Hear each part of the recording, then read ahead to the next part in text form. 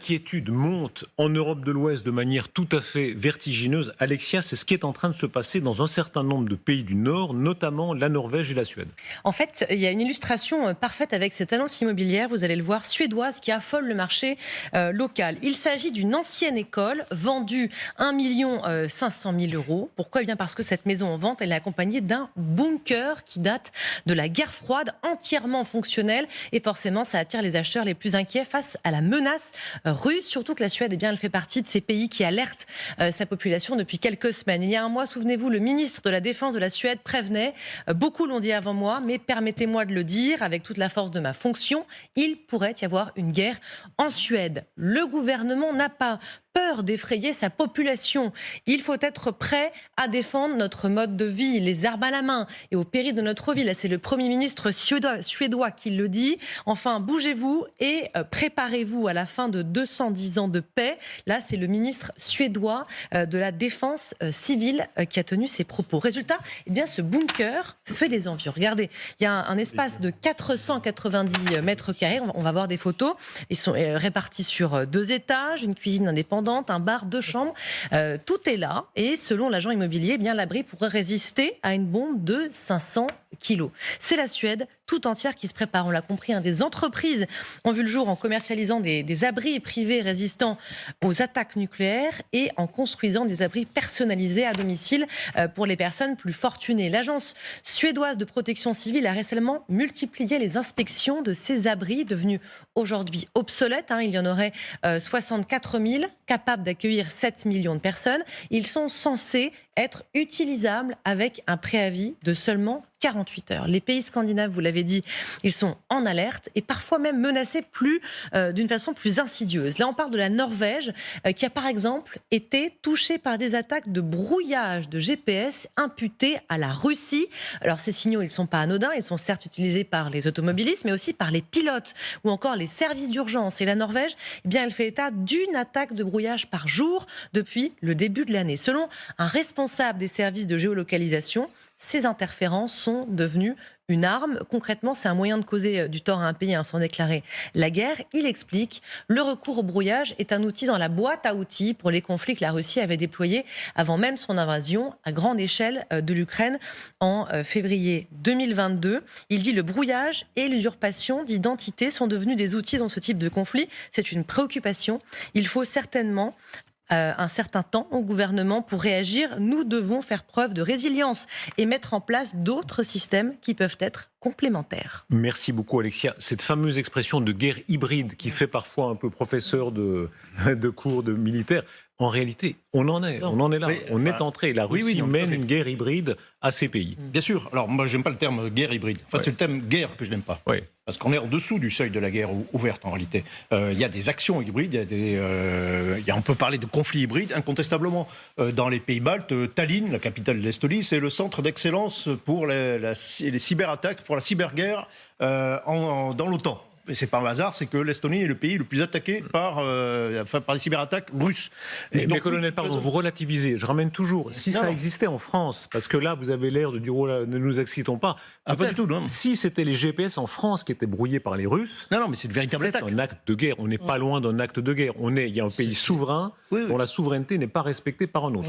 Oui, non, mais incontestablement, c'est une attaque, c'est une agression, ou c'est un sabotage. C'est un sabotage, en fait, incontestablement. Donc, bien sûr, il y a tout un tas d'actes hostiles. Il y a eu l'utilisation, on l'a vu à plusieurs reprises, de migrants comme armes le long de la frontière, la finlandaise et en Norvège aussi.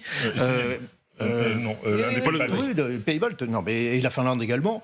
Donc oui, ils sont sous pression permanente et ils ont tout à fait raison de s'inquiéter fortement et de se réarmer. Il ne faut pas oublier que ce sont des petits pays, tout ça. L'ensemble de la Scandinavie, c'est 21 millions d'habitants, c'est la moitié de l'Ukraine. Les Pays-Baltes, c'est 6 millions d'habitants. Regardez la carte, expliquez-nous, si on regarde bien cette carte, à quel point... Personne ne le souhaite, mais si une guerre majeure devait éclater en Europe, encore plus grande que celle qui a déjà lieu, on est là, dans cette région qui est sans doute une des plus menacées, avec l'exclave de Kaliningrad russe, les 3 petits pays baltes, Estonie, Lettonie, Lituanie, la Pologne, tout est là.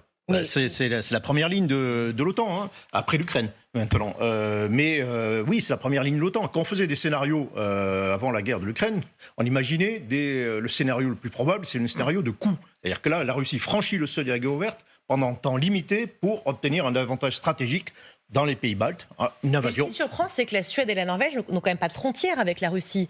Les pays baltes, la Norvège, oui. La Finlande également. Mais pourquoi ces pays scandinaves sont bien plus loin? Oui.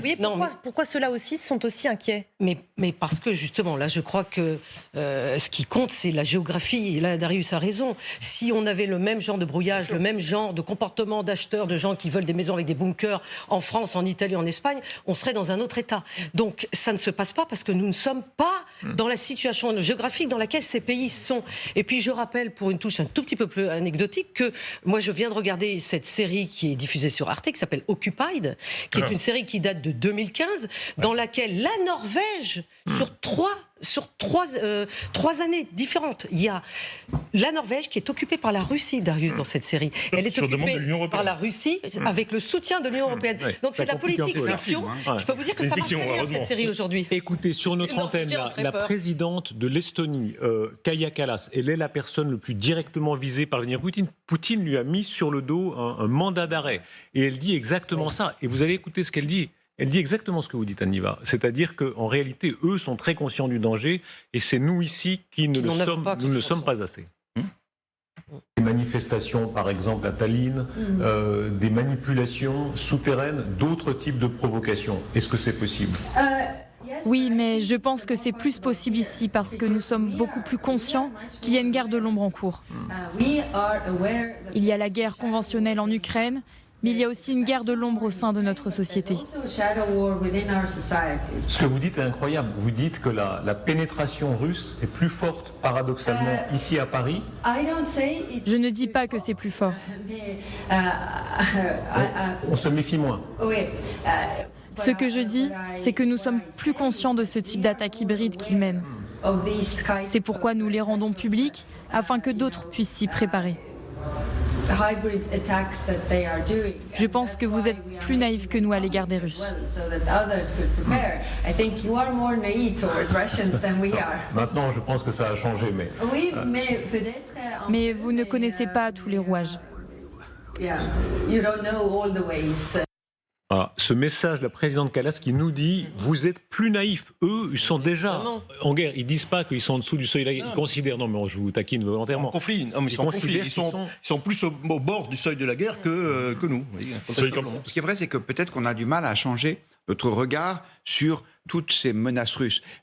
Elles ne datent pas de l'invasion de l'Ukraine. Il y a à 2 kilomètres d'ici, l'ambassade de Russie, qui était avant l'ambassade de l'Union soviétique, a toujours été truffée de micros.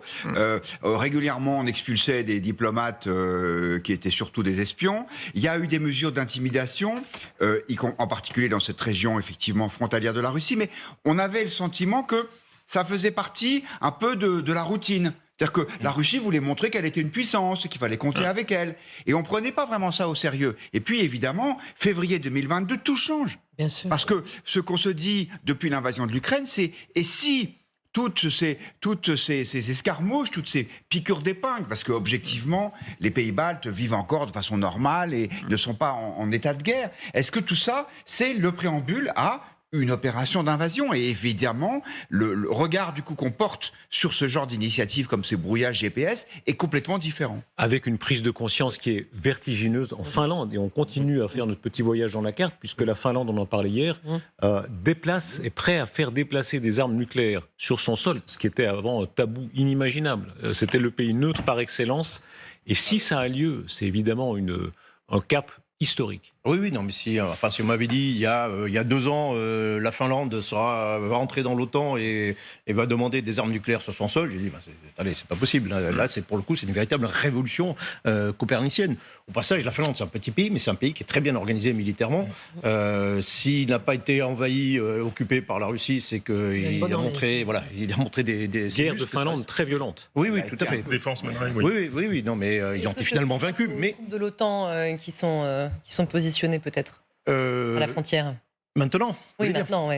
Ah oui, bien sûr, c'est un plus. Maintenant, les armes nucléaires en soi, des armes nucléaires américaines, il faut le rappeler, ça n'a pas forcément un intérêt opérationnel majeur, mais psychologiquement, voilà, vous avez des armes nucléaires sur votre sol, c'est plus tout à fait pareil.